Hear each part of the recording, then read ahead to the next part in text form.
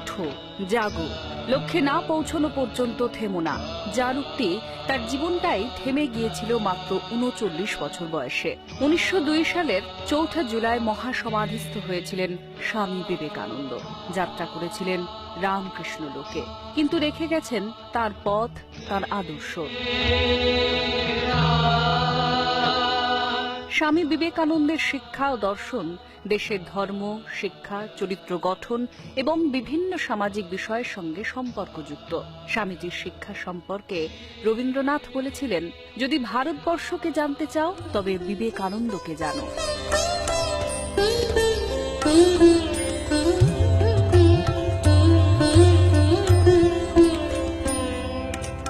স্বামী বিবেকানন্দ মনে করতেন, শিক্ষা হলো পরিপূর্ণতার এক প্রকাশ, আর তা থাকে মানুষের মধ্যেই।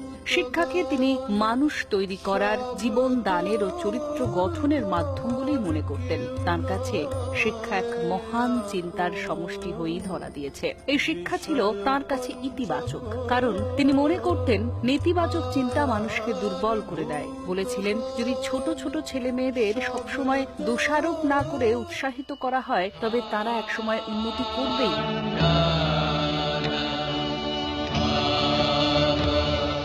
শিক্ষার সঙ্গে যোগ হয়েছিল ধর্ম।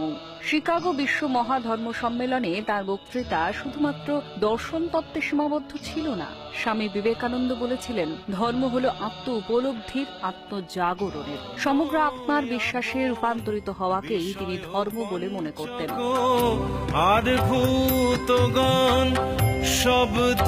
তিনি বলেছিলেন, ধর্ম হলো মানুষকে পশু থেকে মানুষে এবং তারপর মানুষ থেকে দেবতায় রূপান্তরিত হওয়ার এক মাধ্যম।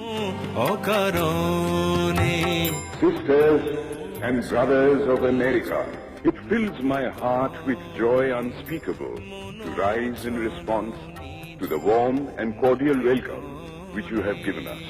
I am proud to belong to a religion which has taught the world both tolerance and universal acceptance. We believe not only in universal toleration, but we accept all religions as true. I am proud to belong to a nation which has sheltered the persecuted and the refugees of all religions and all nations of the earth. I am proud to belong to the religion which has sheltered and is still fostering the remnant of the grand Zoroastrian nation. বিষয় পঞ্চক আর ভূতগণ শব্দ। ঠিক এই মতাদর্শেই তিনি বলতে পেরেছিলেন, মানুষের মধ্যেই ঈশ্বর থাকেন, তাই মানুষের সেবা করাই ঈশ্বরের সেবা। সংসার অনুলকুণ্ডে ঝলসি গিয়াছে তা। আজ দেশ জুড়ে যখন অসহিষ্ণুতার বাতাবরণ ঘুরপাক খাচ্ছে, তখন প্রবলভাবে প্রাসঙ্গিক হয়ে পড়েন স্বামী বিবেকানন্দ, তাঁর ধর্ম, তাঁর দর্শন। তাঁর মতে জগতের সবচেয়ে বড় দুর্ভাগ্য হল একটা ধর্মের মানুষের অপর ধর্মের মানুষের প্রতি সহিষ্ণুতার অভাব। তিনি বলেছিলেন, আমাদের শুধু সহিষ্ণুই হতে হবে না, বরং অন্য মতকেও গ্রহণ করতে হবে, কারণ সব ধর্মের সার কথাই হলো সত্য। তাই বরাবরই মনকে নিজ নিকেতনে চলতে দিতে চেয়েছিলেন তিনি। চলো নিজ নিকেতনে, মনো চলো নিজ নিকেতনে। তার কাছে আত্মবিশ্বাসটাই ছিল ঈশ্বর বিশ্বাস। বলেছিলেন, বিশ্বের ইতিহাস হলো কয়েকটি আত্মবিশ্বাস সম্পন্ন মানুষের ইতিহাস। মনে করতেন, নিজের উপর বিশ্বাস থাকলেই অন্তরের দেবত্ব জাগরিত হয়। তাই তিনি বলেছিলেন, ৩৩ কোটি দেবদেবীতে বিশ্বাস থাকলেও কারো যদি আত্মবিশ্বাস না থাকে, তবে তার মুক্তি ঘটবে না। মুক্তিপথের এই অগ্রদূত ভালোর শক্তিতে দৃঢ় বিশ্বাস রাখতে বলেছেন।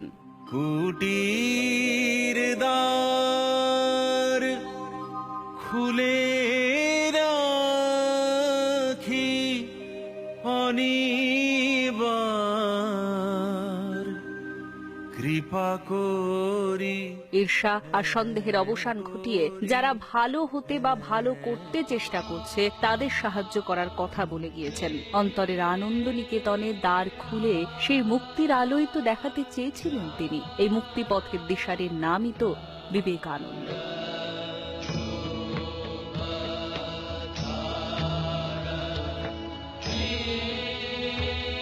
দেশের যুব সম্প্রদায়কে পথ দেখানোর মন্ত্রই তো তাঁকে করেছে যুগনায়ক। তাই 12ই জানুয়ারি শুধুমাত্র স্বামী বিবেকানন্দের জন্মদিবস কিংবা জাতীয় যুব দিবস নয়, তাঁর জন্মদিন আমাদের নতুন করে শপথ নেওয়ার দিন, অন্ধকারের উৎস হতে আলোয় উত্তরণে অঙ্গীকারের দিন।